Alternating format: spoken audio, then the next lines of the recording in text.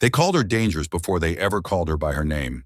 When the police dragged Naomi Brooks out of the mansion in handcuffs, cameras flashing and neighbors whispering, no one asked why the billionaire's twin babies only slept when she held them.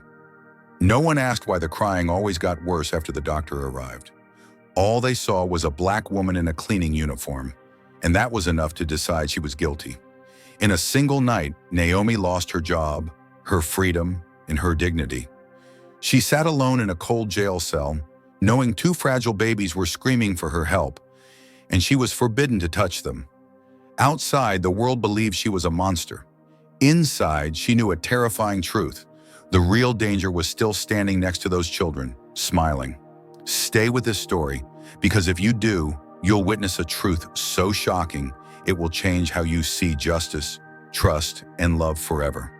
It was 2:07 p.m. on a gray Monday when Naomi Brooks climbed the curved staircase of the Caldwell estate, a bucket in one hand and a folded rag in the other, and felt her chest tighten at the sound she could never get used to. Crying, not the soft fussing of a hungry baby. This was sharp, relentless, two voices rising and falling like sirens that refused to shut off. Naomi had worked in the house for just 3 weeks, and every day the crying started before noon and lasted until nightfall. She had learned to move quietly, to keep her head down, to do her job and disappear, but the sound still cut straight through her. She paused on the landing, wiped sweat from her forehead, and listened. Lily and Ava Caldwell, 3 months old, premature, fragile, had been crying for nearly 3 hours straight today. Yesterday, it had been 5. The day before, 6. "My God," Naomi whispered. "Those poor babies." At the end of the hallway, Ethan Caldwell appeared like a man who hadn't slept in weeks, which he hadn't. At 34, he looked closer to 45. His hair stuck out in tired angles. Dark circles bruised his eyes, and his shoulders sagged as if he were carrying the weight of the house on his back. "Maggie," he called, voice hoarse. Margaret Maggie Doyle, the housekeeper who'd been with the family for 2 decades, hurried toward him, clutching her small leather notebook. She wrote everything down: times, visitors, medications. Maggie had seen too much over the years not to. "Sir," she said gently, "you need to rest. You can't keep going like this." Ethan let out a dry laugh. "Rest? How am I supposed to rest when my daughters scream like this all day? What kind of father can't even help his own kids?" Naomi froze mid-step. She wasn't meant to hear this. She wasn't meant to see him like this. But she did, and something in his voice cracked something open in her. A year ago, Naomi had lost a baby at 4 months. A boy. She never talked about it at work. She never talked about it anywhere. But the sound of suffering children did something to her that cleaning never could. It pulled her back into memories she kept buried. Ethan lifted his phone with shaking hands. "Doctor, it's Ethan Caldwell. Again. I know I called this morning, but they're worse. There has to be something else we can do." He listened. His face fell. "What do you mean you don't know what else to try?" His voice rose. "We've seen pediatricians, neurologists, specialists. I've spent more money than I can count." He ended the call and slammed his fist against the wall. Maggie rushed to him. "Sir, please." "I'm useless," Ethan muttered. "I can't even comfort my own kids." From upstairs, the crying grew louder. Naomi stood there, heart pounding. She had seen wealthy people before. She had cleaned their homes, polished their floors, folded their laundry, but she had never seen one so completely broken. At 3:03 p.m., Ethan wheeled both strollers out the front door. "I'm taking them to the hospital again," he called over his shoulder. "They've cried themselves into a fever." The gates closed. Silence fell over the house. Naomi let out a shaky breath, not in relief but in prayer. At least the babies would have a moment of peace. She climbed the rest of the stairs and stopped outside the nursery. She knew the rules. Ethan was strict about who touched his daughters. The room was private, controlled, off limits. But something pulled her forward. The nursery smelled like baby lotion and medicine. 2 tiny cribs, pink and cream blankets, toys untouched, unused. Naomi stepped inside and picked up a small pink onesie with tiny bunnies on it. She pressed it to her chest and closed her eyes. "If you'd been born," she whispered, "you'd be their age." A sharp sound startled her, the front gate opening. Ethan was back. Naomi turned to leave, but her foot caught the edge of the dresser. A glass perfume bottle fell, shattering across the floor. "Oh God," she whispered, dropping to her knees to gather the shards. Footsteps thundered up the stairs. "They don't know what else to do," Ethan shouted to Maggie. "They say the girls are healthy, but they won't stop crying." He entered the nursery carrying Lily, her face red and swollen from screaming. Ava cried from the stroller beside him. Naomi stayed frozen on the floor. "Daddy doesn't know what to do anymore," Ethan murmured, rocking Lily. "I'm so lost." Without thinking, without planning, Naomi lifted her arms. "May I hold her?" she asked softly. Ethan hesitated for half a second, then exhaustion won. He placed Lily in Naomi's arms. The silence was immediate. Lily stopped crying as if someone had flipped a switch. Her tiny body relaxed. Her eyes opened and locked onto Naomi's face. Calm, curious, peaceful.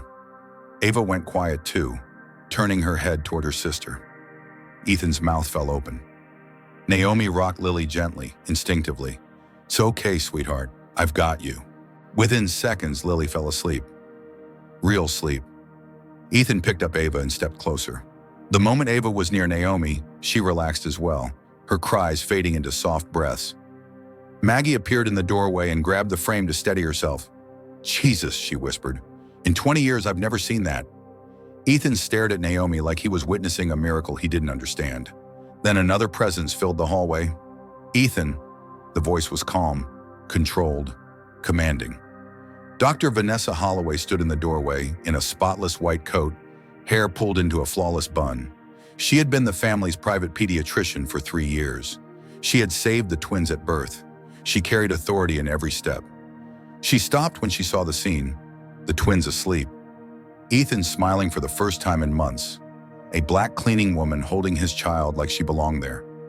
The smile on Dr. Holloway's face tightened, just for a second. "Ethan," she said carefully, "may I speak with you in the hall?" Outside the nursery, her voice dropped. "Do you have any idea what just happened?" she asked. "She calmed my daughters," Ethan replied, still dazed. "And do you know her medical background?" Dr. Holloway pressed. "Her hygiene? What if she exposed them to something?" Ethan frowned. "She just held them." "I've been a pediatrician for 15 years, Dr. Holloway said quietly. "Babies this fragile shouldn't be handled by untrained staff." The words sank in. Inside the nursery, Naomi placed Lily back into her crib with trembling hands. She had helped, and somehow she already knew she was about to be punished for it. Before the story continues, let me ask you something, because what happens next depends on how you see the world. Do you believe Naomi would have been trusted more if she weren't a black woman? Yes or no?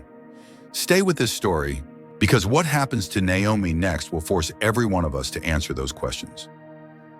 The crying came back that night, not softly, not gradually.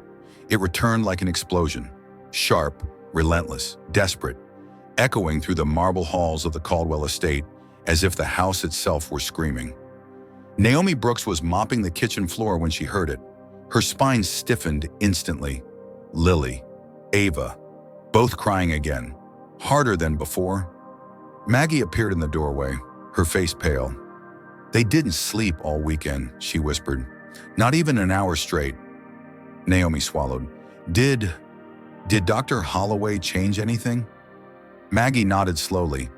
"She increased the dosage, said it was necessary after what happened Friday. It couldn't last." "After they slept?" Naomi asked quietly. Maggie didn't answer.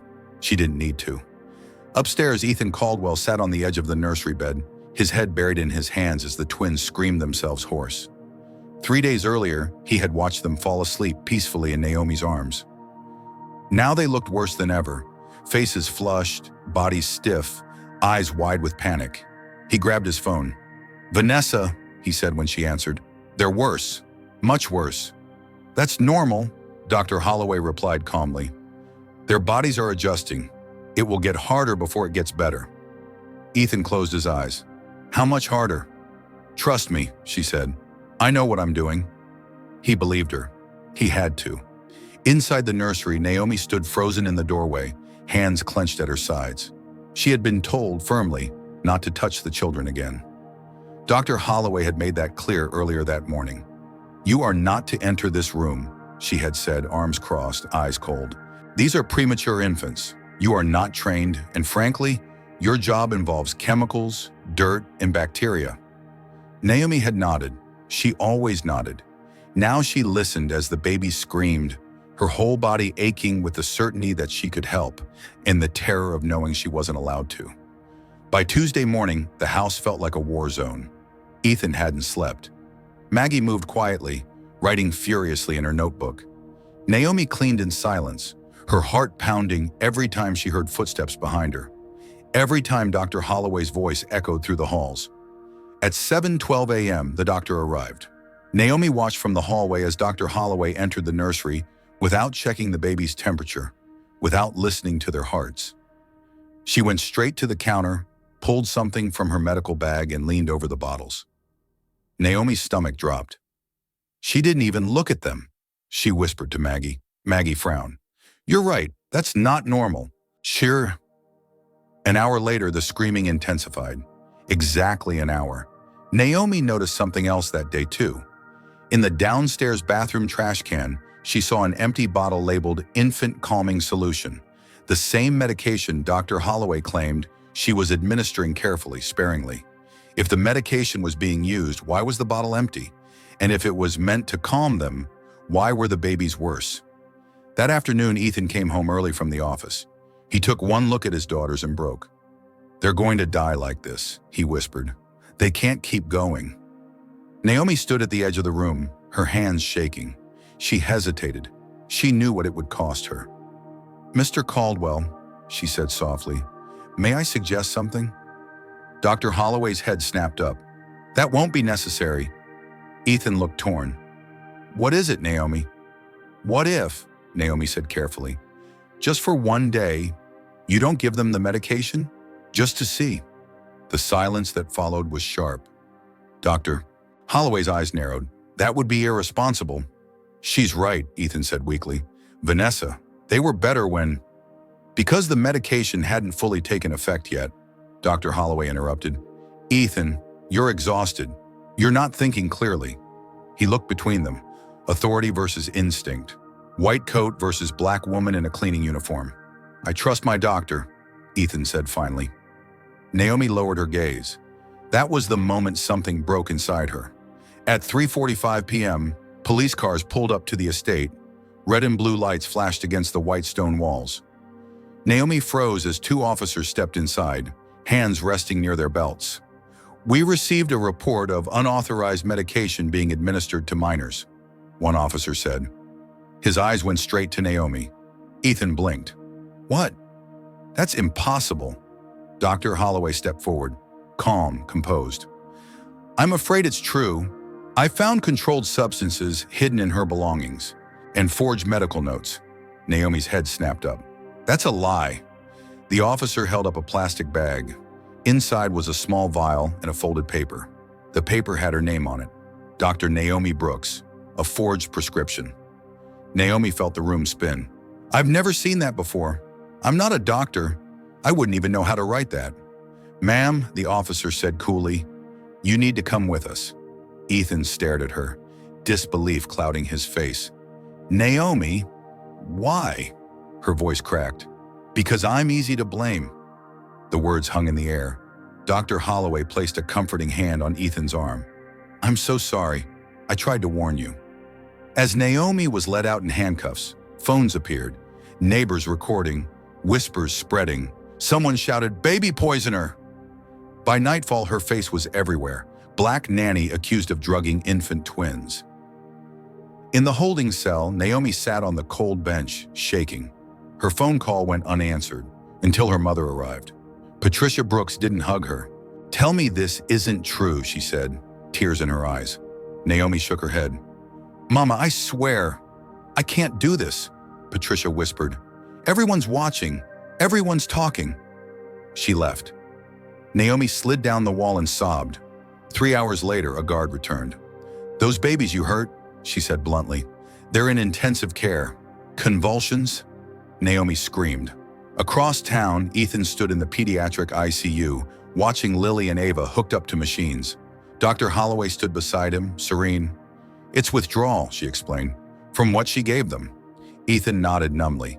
He didn't see the syringe Dr. Holloway slipped back into her bag, and Naomi, locked behind bars, understood one horrifying truth. The only person who could save those children was the one the world had already decided was guilty. Morning light filtered through the narrow window of the holding cell, but Naomi Brooks didn't notice it.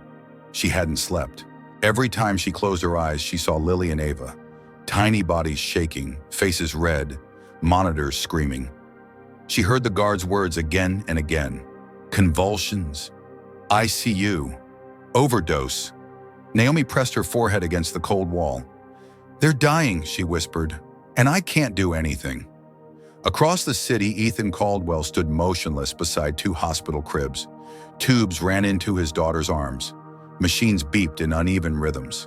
He hadn't left their side in 36 hours. Dr. Vanessa Holloway paced calmly behind him. "This was inevitable," she said softly. "Their bodies were dependent. Now they're withdrawing." Ethan nodded, but something inside him felt wrong. "Why?" he asked slowly. "Did they sleep that night?" Dr. Holloway paused. "What night?" "The night Naomi held them. No medication, no adjustments. Just her." "That was temporary," Vanessa replied. "A coincidence." But doubt had already taken root. Later that morning, Maggie Doyle arrived at the hospital. She had aged 10 years in a week. She clutched her worn notebook like a lifeline. "Sir," she said quietly, "may I speak freely?" Ethan nodded. "In 20 years," Maggie continued, "I've never seen a baby calm down the way those girls did with Naomi. And I've never seen medication make babies scream like that." She opened the notebook. "Every time Dr. Holloway came," Maggie said, pointing, "the girls got worse exactly 1 hour later. Every single time." Ethan's chest tightened. "And when you didn't give the medication?" Maggie asked gently. "They slept," Ethan whispered. 6 hours straight. At that moment, a man in scrubs approached. "Mr. Caldwell, I'm Dr. Robert Klein, head of pediatric ICU." "Yes? We have preliminary toxicology results." Ethan's heart dropped. "There are traces of amphetamines in your daughter's blood," Dr. Klein said gravely. "That's a powerful stimulant. In infants, it causes agitation, seizures. Exactly what we're seeing." Ethan felt the room tilt. Who would have access to that? Dr. Klein didn't hesitate. "Medical professionals." Across town, Naomi was being escorted into a visitation room when she saw Ethan sitting there. Her knees almost gave out. "You came," she said quietly. He looked at her, really looked at her, and for the first time he didn't see a headline. He saw exhaustion, fear, love. "Tell me everything," he said. Naomi took a deep breath and told him about the timing, the bottles, the trash, the syringes, the looks she got, the way no one listened. "I knew something was wrong," she said, voice shaking, "but nobody wanted to believe me." Ethan swallowed hard. "I should have." That afternoon, security footage from the hospital was reviewed. At 3:02 a.m., Dr. Vanessa Holloway was seen entering the twins' ICU room alone. She adjusted no monitors. She checked no charts. She injected something into the IV line. By evening, police were waiting for her. When confronted, she denied everything, until the evidence stacked too high. "I never wanted to hurt them," she cried. "I just needed them to need me. I needed him to need me." "You poisoned infants," the detective said flatly. "For love," she whispered. Ethan stood there shaking. "That isn't love. That's cruelty." Vanessa Holloway was arrested on charges of attempted murder and medical abuse. 2 hours later, Naomi Brooks walked out of jail. No cameras, no applause, just silence. She stepped into the sunlight like someone learning how to breathe again. Ethan stood there, unsure what to say. "I don't expect forgiveness," he said finally, "but I'm sorry for doubting you, for failing you." Naomi nodded slowly. "You didn't just doubt me. You believed the worst about me." He lowered his head. "The world already does that," she continued. "I needed you not to." The weeks that followed were slow. The twins recovered, slowly, safely. without medication. Naomi returned, not as a cleaner, but as their caregiver, on her terms, with boundaries. She went home every night. She attended therapy. She had nightmares. Sirens still made her flinch. But the girls smiled when they saw her. That helped. Public opinion shifted after Ethan gave an interview. "I trusted authority over humanity," he said on national television. "And I was wrong. Naomi Brooks saved my daughters. I failed to protect her." Some people apologized. Some stayed silent. Healing didn't come all at once, but it came. Months later, on a quiet afternoon, Naomi sat in the garden while Lily and Ava toddled between her feet. "You chose us," Ethan said softly. She nodded. "I did. And they chose you." Naomi smiled through tears. "Motherhood isn't about blood," she said. "It's about showing up, every day." A year later, they stood in that same garden. No grand ceremony, just love, just truth. Two little girls laughed. A woman reclaimed her name. A man learned humility, and a family, chosen, not assumed, stood together. Because sometimes the greatest justice isn't punishment, it's dignity restored. Now I want to hear from you. How did this story make you feel? Angry, hopeful, or both? Do you believe Naomi deserved justice sooner? Yes or no? If you like this story, please comment 111 below. Tell me, what country are you watching from? And if this story moved you, please share it. Someone out there needs to hear it today.